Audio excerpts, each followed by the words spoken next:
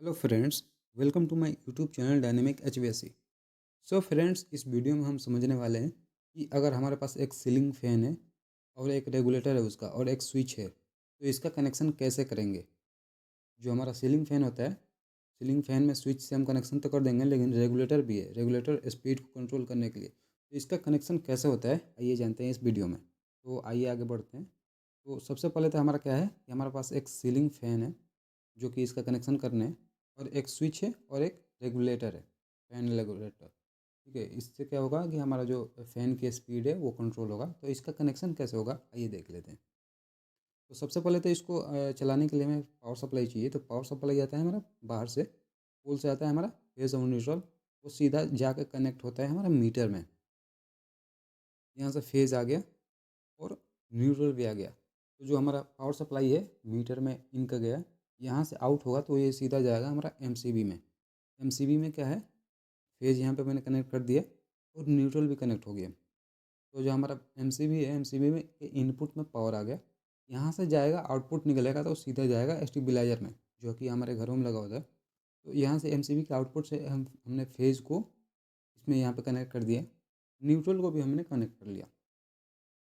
अब यहाँ से स्टेबलाइजर से आउटपुट निकलेगा, वो सीधा जाएगा हमारा जो डिस्ट्रीब्यूशन बोर्ड होता है, वहाँ एमसीबी लगा होता है उसमें जाएगा। तो ये डबल पोल का एमसीबी है। तो यहाँ से फेज़ मैंने लिया और फेज़ को ले जाकर सीधे मैंने एमसीबी के इनपुट में मैंने दे दिया।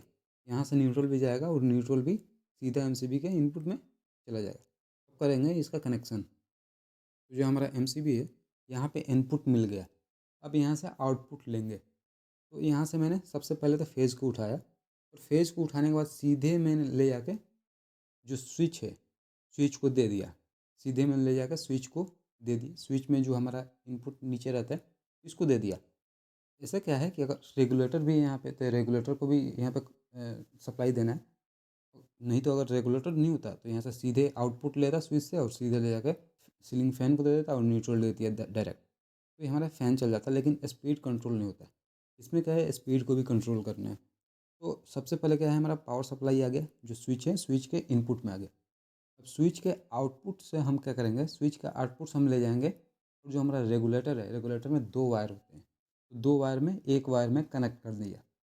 अभी क्या है, यहाँ से फेज़ आया, स्विच से आउटपुट निकला और रेगुलेटर के एक वायर में मैंने कनेक्ट कर दिया। और जो दूसरा वाला वायर होता है, दूसरा कनेक्टर होता है, वहाँ से मैंने फेज़ वायर को उठाया और सीधे ले जाके मैंने सीलिंग फैन को दे दिया। समझ आया। ये क्या है, फेज़ आया यहाँ से स्विच में, स्विच के इनपुट में आया, स्विच के आउटपुट से क्या है हमारा रेगुलेटर के इनपुट में आया, और रेगुलेटर से आउट होगा और सीधा जाएगा हमारा सीलिंग फैन में। इससे होगा क्या कि जब हम स्विच को दबाएंगे तो पावर सप्लाई नहीं जाएगा, पावर सप्लाई यहाँ रेगुलेटर में ही रह जाएगा।